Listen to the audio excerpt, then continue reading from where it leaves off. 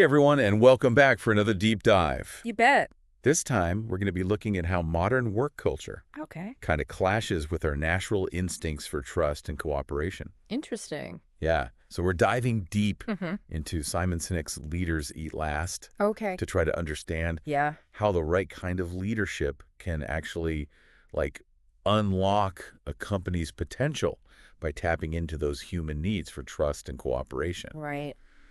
And we'll even uncover how this connects back to our own biology Huh. and the chemicals that our brains produce. That's fascinating. It really is. Yeah. So Sinek kicks things off with this intense story about Johnny Bravo, Oh, wow. who was a military pilot in Afghanistan flying helicopters, Right. delivering supplies in super dangerous conditions. Wow. But here's the crazy thing. Okay.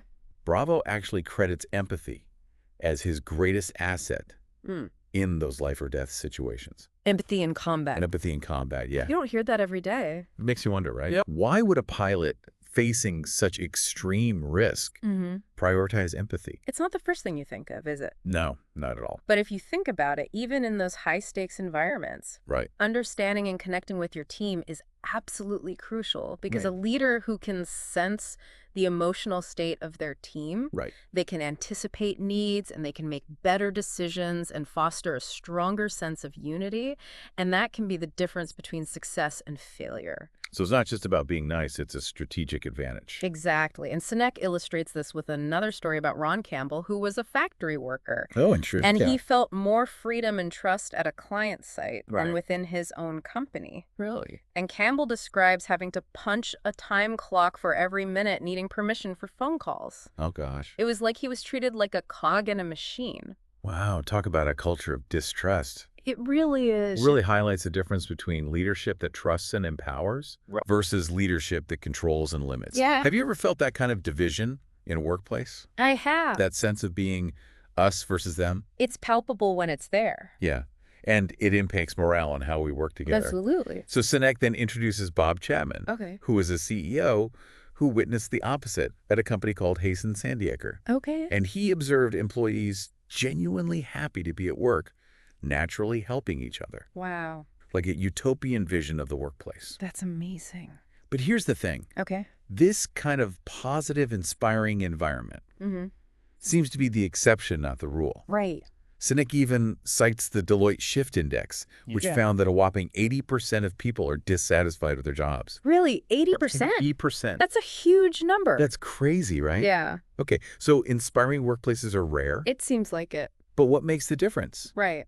Why are some companies getting it so right while others are struggling? Well, I think Sinek connects this back to our biology and the chemicals our brains produce in different situations. He focuses on 4 endorphins: Okay. dopamine, serotonin, and oxytocin. Okay. Think of them as the drivers behind our emotions and motivations. Like the fuel. Yeah, exactly. So endorphins are those feel-good chemicals that give us that runner's high feeling, helping us power through tough challenges. Exactly. They're crucial for those moments when you're deeply engrossed in a project or, pushing to meet a deadline. Yeah. It's your body's natural painkiller and motivator kicking in. Makes sense. Now, dopamine is a bit more complex. Okay. It's about reward and motivation, that rush of satisfaction you get when you achieve something. The feeling of accomplishment. Yeah, it's what pushes us to seek rewards, Yeah. but it can also become addictive. That's interesting. Yeah. So in a workplace that's hyper-focused on hitting targets, that dopamine rush can actually lead to some pretty unhealthy behaviors, right? Absolutely. People start cutting corners or focusing on individual gain over team success. Right, it's like a double-edged sword. That drive for the next win, the next bonus, can make us lose sight of the bigger picture. It can make you lose perspective for sure. Think about it. Have you ever felt that pressure to hit those numbers? I think everyone has. Yeah, maybe even at the expense of your own well-being or the needs of your team. You can start to rationalize things you shouldn't. Absolutely. It's definitely something to be mindful of. Right. But let's not forget about the other feel-good chemicals. Of course not. Serotonin and oxytocin, Yes. all about belonging, pride, and connection. Right. It's like when Sinek talks about running the New York City Marathon and how knowing his friends and family were watching gave him that extra boost. Yeah, that feeling of pride and accomplishment when your efforts are recognized by people you care about. It's so motivating. It is. Now, it reminds me of something else Sinek shared, just a small anecdote about helping someone pick up dropped groceries. Oh, yeah. Even a bystander felt good just witnessing that act of kindness. It's true. That's the magic of oxytocin, right? It is. It's that warm feeling of connection and trust we get when we cooperate and support each other. It's a powerful feeling. Yeah, it's actually quite powerful. Leaders who understand these chemicals can intentionally design workplaces that encourage acts of service recognition and teamwork. 100%. Imagine a workplace where a job well done is publicly acknowledged, mentorship is encouraged, and people genuinely help each other out. It's a beautiful thing. It sounds amazing. It really does. But Sinek brings up this chilling psychological experiment, the Milgram experiment, Right. that reveals just how easily we can disconnect from the human impact of our actions. Oh, yeah. This is the one where participants were instructed to deliver electric shocks to another person. And a staggering 65% of them were willing to deliver potentially fatal shocks Whoa. when separated from the consequences of their actions. Just because someone told them to? Just because someone told them to. That's incredible. It shows just how much abstraction, that disconnect from the human impact of our decisions, can lead to unethical behavior. It's frightening, isn't it? And that disconnect is so relevant to the modern workplace. Totally. We work with spreadsheets, algorithms. Yeah. It's easy to lose sight of the real people our choices affect. You can get lost in the data. You really can. Yeah. But Sinek offers another thought-provoking concept, Dunbar's number. Okay. It's the idea that humans can only maintain about 150 close relationships. I've heard of that. It's based on the size of our brains and our social capacity. Okay. And he gives the example of Gore-Tex, the company that makes those breathable, waterproof fabrics. Right. They intentionally keep teams small, around 150 people, to foster those closer connections. That's interesting. It makes you wonder, are giant corporations fighting an uphill battle Yeah. when they ignore this natural limit? It seems like it. Think about it. In larger companies, people tend to have more friends outside work than within. I can see that. It highlights the challenges of building genuine connections Mm-hmm. in massive organizations that ignore this natural human limit. How many true connections do you have at work? It's a good question. It's something to consider, for sure. Absolutely. And then there's the story about Adam Grant's experiment with university fundraisers. Oh, yeah? The ones who met a scholarship recipient were way more motivated and effective. That makes sense. They were investing in someone's future, Mm-hmm. not just dialing for dollars. Right. Connecting with the human impact of our efforts can really change the game. For sure. It really can. You know, it's fascinating to think how these different social chemicals we've been talking about Right.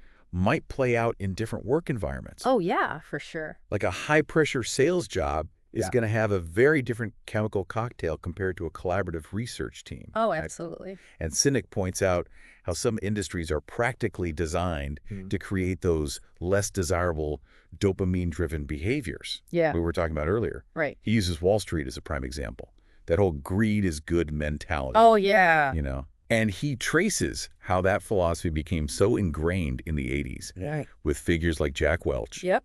pushing the idea of shareholder value above all else. Mm-hmm. And it created a system that rewarded short-term gains and cutthroat competition, Right. often at the expense of long-term stability and ethical behavior. It's true. It's like a recipe for those dopamine addictions. Yeah. People become so fixated on the next bonus, the next promotion, Right. that they forget about the bigger picture. It's easy to get tunnel vision. Totally. Yeah.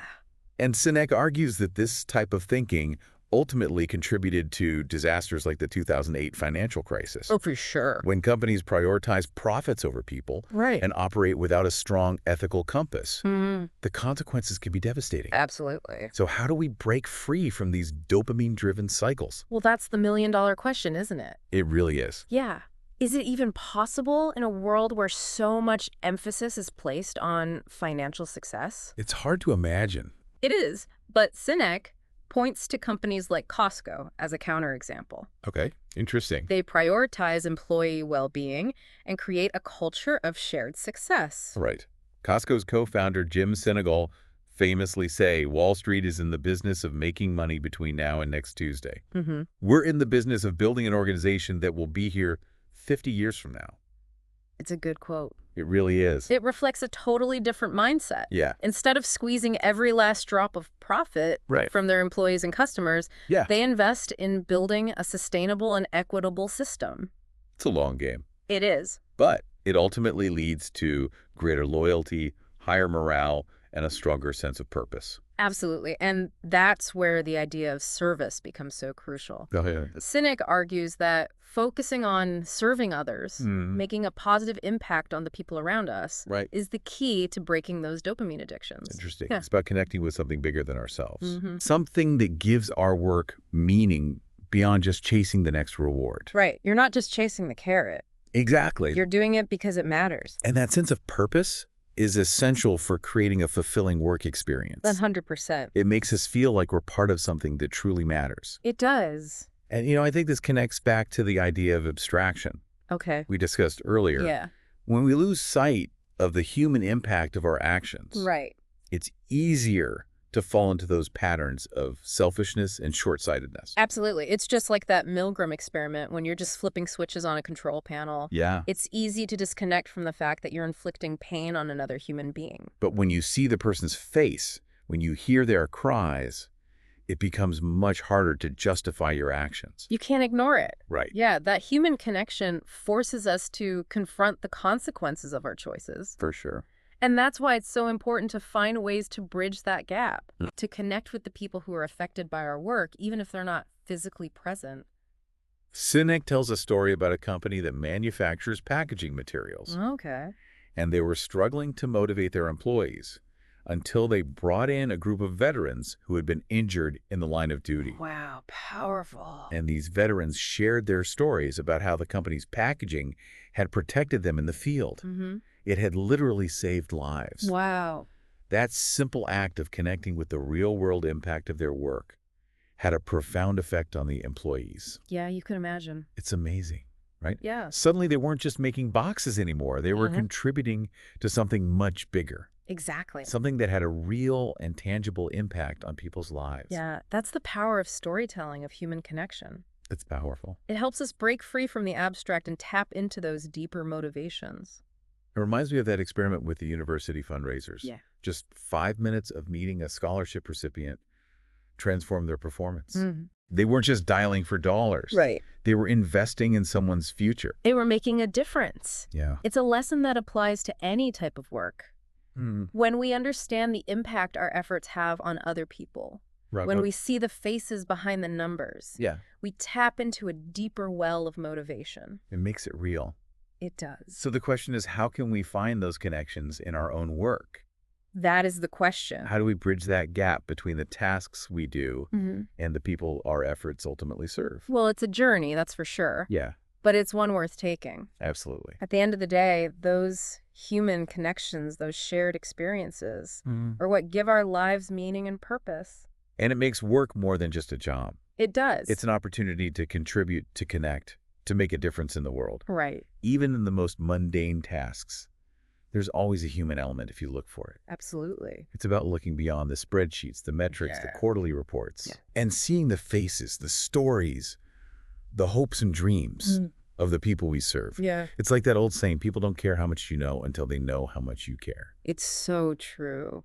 And showing that we care, that we're genuinely invested in the well-being of others is what creates trust, loyalty, and a sense of shared purpose. It's the foundation of a strong and healthy culture. Yeah. One that can face any challenge and achieve truly remarkable things. So as we wrap up this part of our deep dive, Okay. I want to leave you with this question. Right. How can you bring more of that human connection into your own work? Yeah. What small acts of service, kindness, or recognition can you offer to the people around you? It doesn't have to be grand gestures. It's the little things that often make the biggest difference. Like what? A word of encouragement, a helping hand, a moment of genuine listening. Yeah. These are the building blocks of a culture that fosters trust, cooperation, and a shared sense of purpose. And in a world that can feel increasingly disconnected and transactional, those human connections are more valuable than ever. Absolutely. So let's move on to the final part of our deep dive Okay. and see how these ideas can help us create more fulfilling and meaningful work experiences. It's kind of crazy how our drive for progress and innovation can sometimes work against us being able to cooperate. Yeah, it's a weird paradox. Like we're constantly trying to create a better world, solve these complex problems. Right. But we end up making these systems that isolate us from each other. It's true. Like even something like social media. Oh, It's yeah. supposed to connect us, Yeah. but it can make people lonely. It's the irony of it all. And Sinek argues that the way we set up our workplaces is a big part of this problem. Okay. All that emphasis on individual performance, Yeah. climbing the corporate ladder, Right. it can create a culture of fear and distrust. Like that saying, it's lonely at the top. Exactly. And it's not just the CEOs. No. That mentality can trickle down to the whole organization. It becomes the norm. And everyone feels like they're on their own competing. Right. So instead of working together, we end up in silos protecting our own turf. Yeah, it's like survival mode. And that goes against our nature. Totally. We're meant to cooperate, collaborate, Yeah. support each other. That's how we've thrived. So how do we create workplaces that tap into that? That's the big question. How do we build cultures of trust and cooperation? Sinek thinks it starts with leadership. Okay. Leaders who can create that circle of safety. The ones who put their people first and build a sense of belonging. Like those examples we talked about. Right, like Bob Chapman Yeah. at Hayes and Sandiaker. And he really changed things up. He did. He created a culture of care. And Jim Sinegal at Costco, Another great example. prioritizing employees even if it meant less profit. They get it. They understand that when people feel safe and valued, they'll go above and beyond. True. They'll innovate. And they'll want to be there. It's about shifting the focus from individual achievement to collective success, Yeah, from me to we. from competition to cooperation. From fear to trust. And it's not about being nice. No, it's about doing what's right. It's about creating a system that works for everyone. Employees, customers, shareholders, the community. Sinek says that's the only way businesses can be a force for good. Makes sense. And I think we can all work towards that. I agree. It starts with those small acts of kindness, building relationships, fostering trust. Just being human. And it takes courage to speak up when something's not right, To challenge the status quo. to push for a better way. It's not always easy.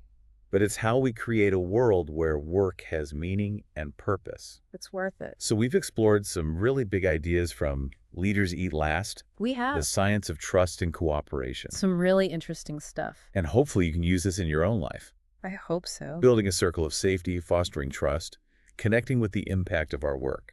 These are choices we make every day. This deep dive has given you some food for thought. New ways of looking at things. And maybe even some tools to create a more fulfilling work experience. That's what we hope for. Thanks for joining us. It's been a pleasure. We'll catch you next time on The Deep Dive. Thank you for joining us at Wisdom House, where we bring you timeless insights from the greatest books. If you found this deep dive valuable, don't forget to like, comment, share, and subscribe to Wisdom House. Stay curious, stay inspired, and we'll see you in the next video.